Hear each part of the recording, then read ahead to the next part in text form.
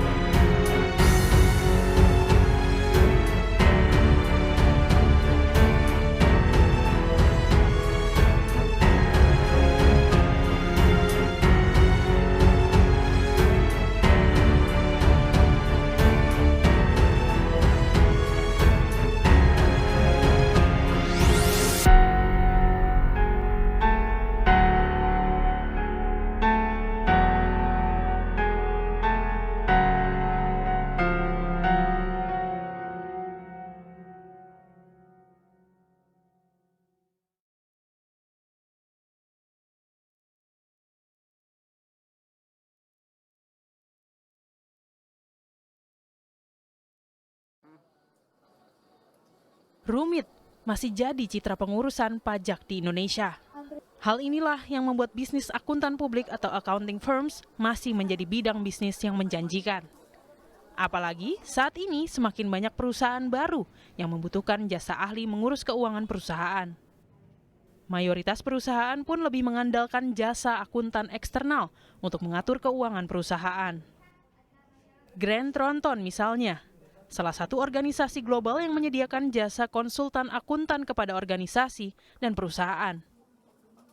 Perusahaan ini mengaku kehadiran startup jadi kue yang legit di bisnis mereka. Hingga saat ini, Grant Thornton sudah memiliki sekitar 500 klien di Indonesia. Dari potensialnya sendiri, tax dan advisory cukup potensial dalam growth-nya ya, gitu. Apalagi sekarang dengan tax ini kan banyak peraturan-peraturan, banyak regulasi-regulasi baru, sehingga sudah banyak kebutuhan perusahaan-perusahaan untuk didampingi oleh tax consultant.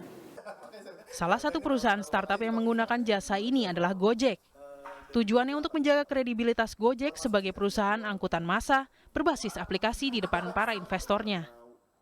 Tujuannya untuk menjadi kredibilitas Gojek sebagai perusahaan angkutan massa berbasis aplikasi di depan para investornya. Gojek sudah menggunakan jasa konsultan sejak 2014. Meski tidak menyebutkan angka, Gojek mengklaim biaya yang harus dibayar untuk menggunakan jasa ini terbilang cukup besar.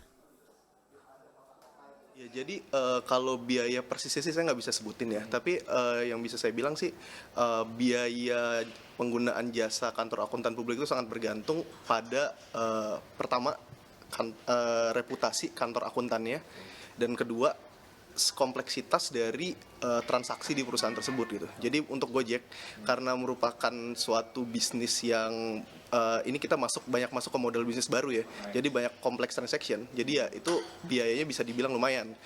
Tapi bagi kami itu adalah suatu investasi ya, karena dengan adanya penggunaan jasa kantor akuntan itu untuk mengaudit, kami mengharapkan laporan keuangan kami bisa mendapat kredibilitas yang lebih tinggi di mata stakeholders gitu, termasuk para investor. Bicara harga, persaingan antar konsultan pun tinggi, apalagi jika dilihat beratnya tugas konsultan, mulai dari urusan keuangan hingga pajak. Bisnis jasa ini jadi salah satu bisnis yang tak tergeser oleh peran teknologi, seperti artificial intelligence atau kecerdasan buatan mirip manusia. Ini bisa jadi potensi bisnis sekaligus peluang lapangan pekerjaan yang bisa dimanfaatkan. Tim Liputan Kompas TV.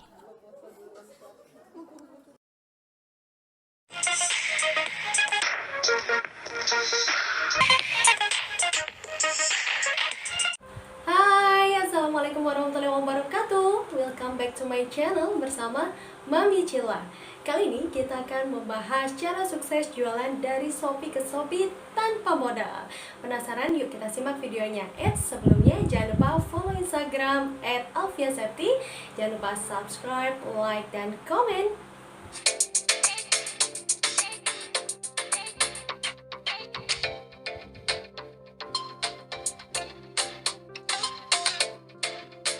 Oke, caranya tuh gampang banget dengan cara menjadi dropshipper di Shopee.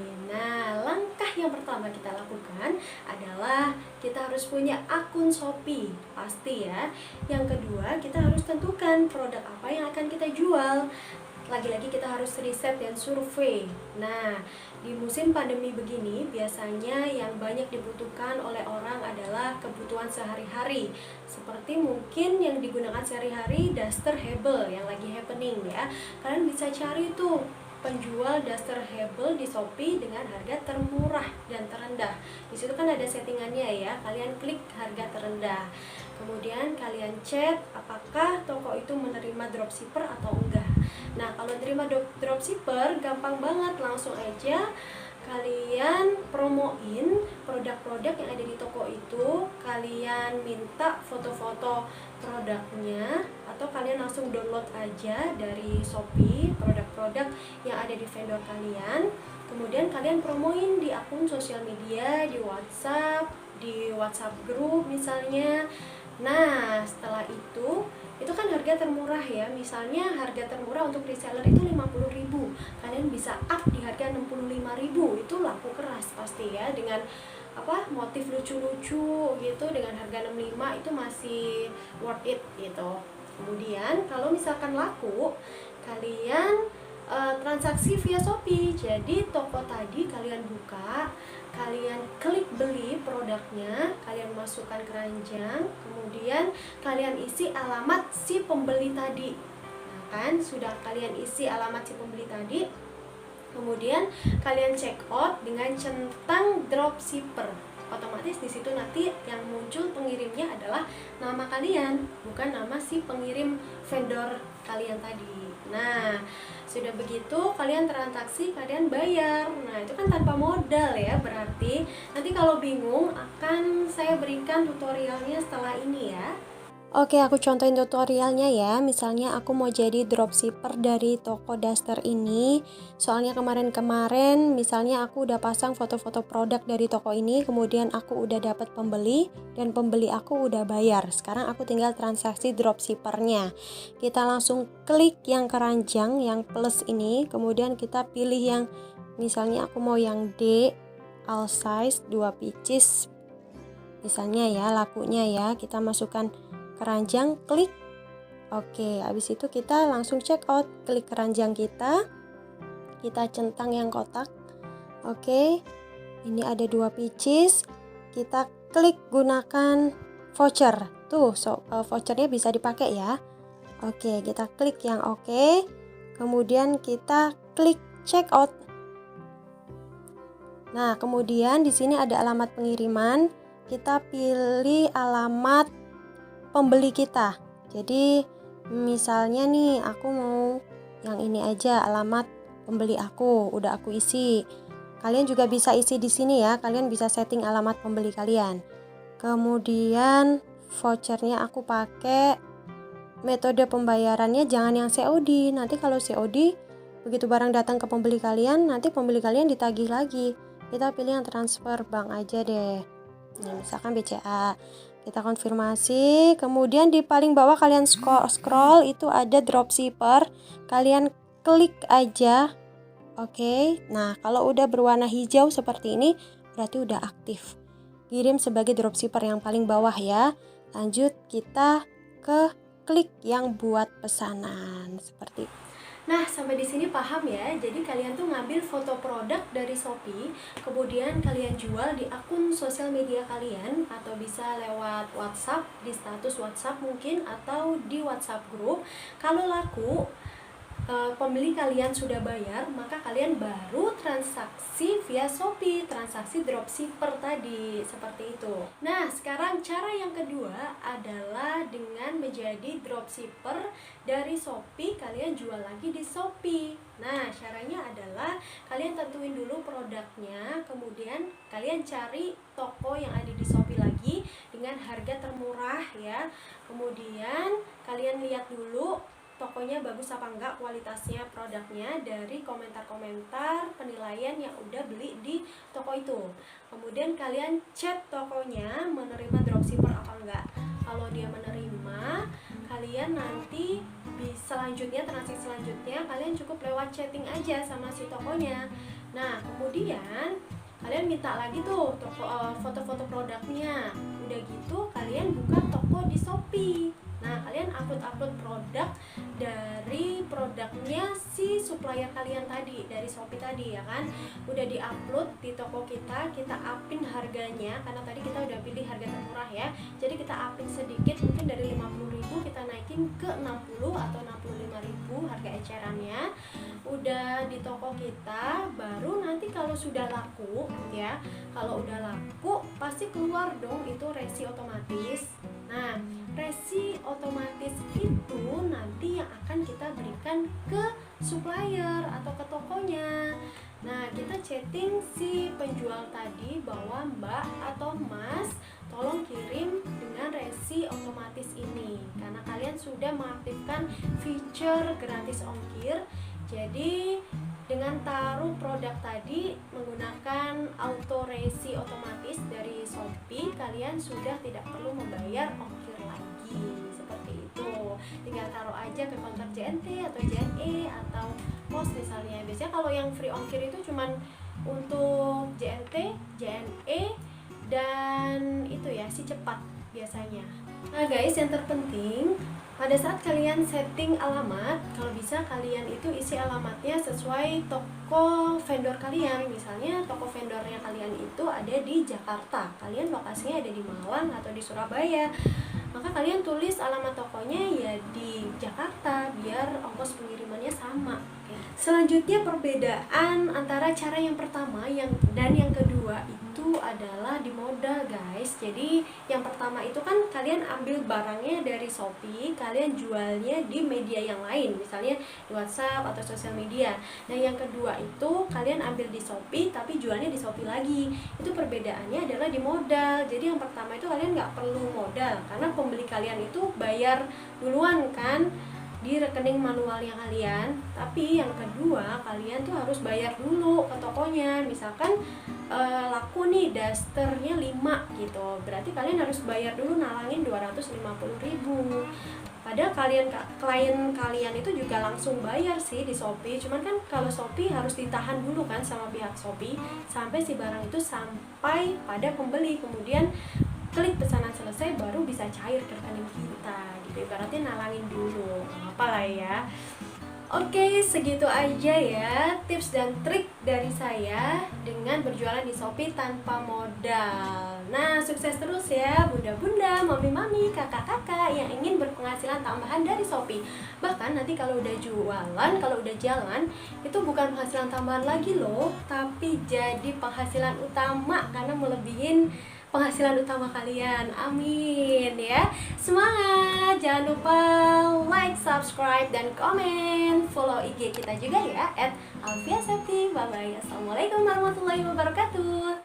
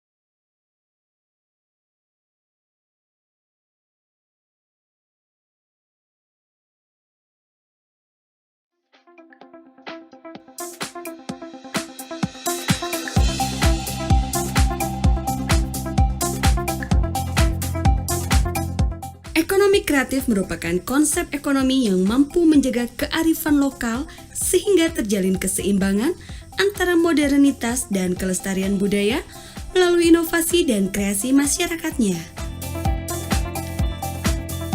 Produk-produk kreatif Kabupaten Bandung memiliki potensi besar untuk menghadapi pasar bebas masyarakat ekonomi ASEAN atau MEA dengan hasil produk-produk yang termasuk ke dalam 15 subsektor ekonomi kreatif. Nah, kami mencoba untuk Kabupaten Bandung ini sedikit difokuskan di 6 subsektor, tapi tidak menutup kemungkinan bahwa di luar subsektor itu juga bisa kita angkat gitu. 6 subsektor ekonomi kreatif yang menjadi fokus adalah komunitas yang sudah terlihat kreativitas dan produktivitasnya. Pertama, komunitas desain, kerajinan atau craft. 3, komunitas fashion, komunitas musik, seni pertunjukan, dan yang ke-6, kuliner. Seperti apa yang disampaikan dari Badan Ekonomi Kreatif Nasional, bahwa ada termasuk 2 subsektor yang menjadi andalan. Ya, sektor pertama adalah sektor craft. Craft ini atau kerajinan ini akan menjadi andalan kita semua. Dan yang kedua adalah kuliner. Ini memungkinkan kita bisa menjual keluar. Karena kuliner ini hampir semua orang itu makan gitu. Jadi bagaimana daya cipta kreativitas di kuliner ini sangat tinggi untuk Kabupaten Bandung.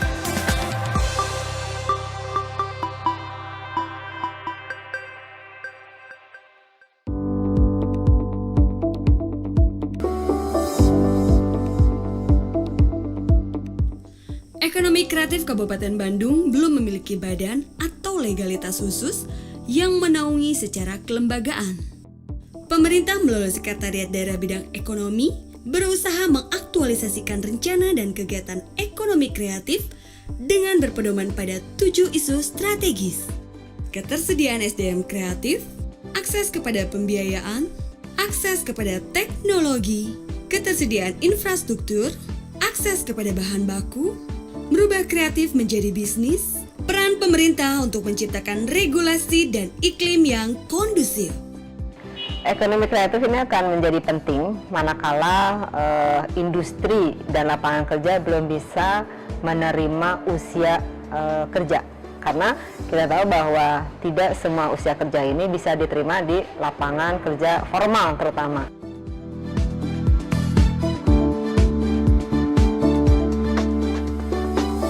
Ekonomi berbasis kreativitas akan berdampak pada pergeseran nilai secara ekonomi. Contoh, hasil pertanian dikelola menjadi produk olahan yang bernilai jual tinggi.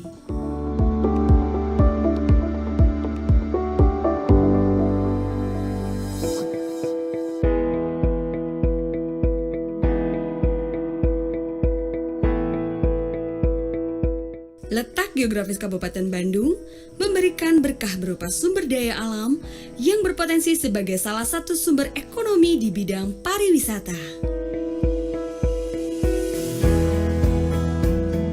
Pengembangan sektor pariwisata diharapkan akan menjadi lokomotif perekonomian yang mampu menarik gerbong-gerbong sektor ekonomi kreatif yang berada di sekitarnya. Bank Perkreditan Rakyat yang merupakan salah satu badan usaha milik daerah atau BUMD diharapkan mampu memberikan akses permodalan seluas-luasnya kepada pelaku ekonomi kreatif.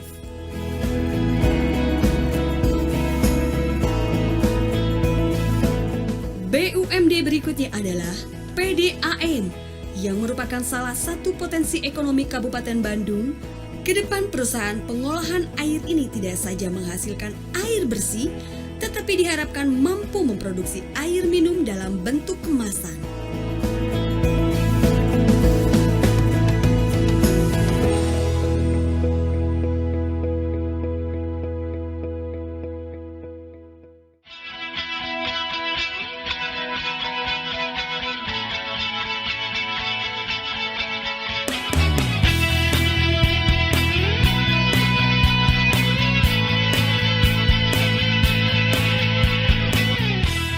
Dengan pengembangan ekonomi kreatif, saya yakin bahwa visi misi Kabupaten Bandung yang maju, mandiri, dan berdaya saing ini akan terrealisasi dengan baik.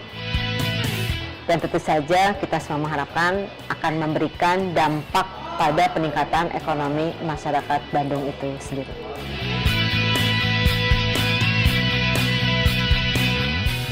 Kolaborasi yang baik antara pelaku ekonomi dengan pemerintahan akan tercipta produk-produk yang tidak hanya up to date, tapi juga berbudaya, memiliki nilai guna yang tinggi, dan mampu bersaing pada pasar lokal dan nasional, sehingga terwujud masyarakat Kabupaten Bandung yang maju, mandiri, dan berdaya saing.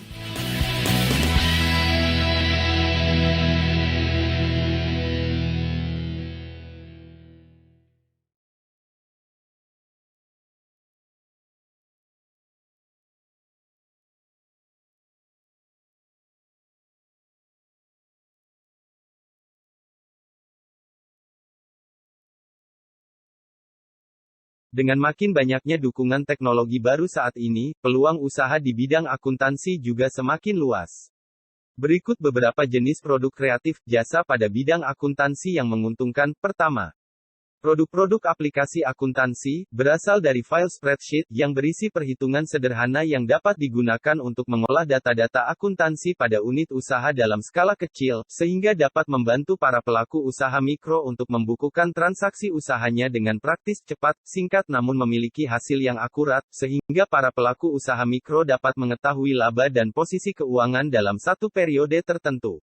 Kedua, produk-produk aplikasi akuntansi manufaktur berasal dari file spreadsheet yang berisi perhitungan untuk akuntansi manufaktur atau akuntansi perusahaan dagang. Ketiga, berwirausaha dengan memasarkan produk. Untuk melakukannya adalah dengan menjadi mitra bisnis online. Para siswa selain mempelajari mata produktif akuntansi, juga mempelajari tentang pengembangan bisnis, strategi pemasaran, komunikasi bisnis, ekonomi bisnis, tata cara pengelolaan usaha, sehingga dapat diterapkan pada saat memasarkan barang dagangan.